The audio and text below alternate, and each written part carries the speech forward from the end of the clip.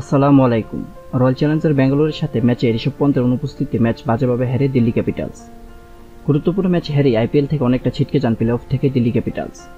লখনৌর সাথে আইপিএলে টিকে থাকার বাঁচা মরার লড়াই ম্যাচে মাঠে নেমেছিলেন গতকাল দিল্লি ক্যাপিটালস। ঋষভ পন্থ যে দিল্লির বড় এক সুপারস্টার তার প্রমাণ দিলেন আবারও একদিন পর মাঠে নেমেই। লখনৌ সুপার জায়ান্টের সাথে গতকাল মাঠে নেমে ম্যাচ জিতিয়েছেন 19 রানে। আর দারুণ ম্যাচ জয়ে এখন প্লে অফের টিকিট বাঁচিয়ে রেখেছেন ঋষভ পন্থরা। কাল দিল্লির দেওয়া 209 রানের টার্গেটে 185 রানে থেমে যায় লখনৌর ইনিংস। প্রথমে ব্যাট করতে নেমে অধিনায়ক ঋষভ পন্থের ব্যাটিংয়ের উপর ভর করে 208 রান তোলেন দিল্লি। 209 রানের টার্গেটে ব্যাট করতে নেমে ঈশান শর্মার বোলিং গুণনীতেই শুরুতেই পড়েন লখনৌ সুপার জায়ান্টস।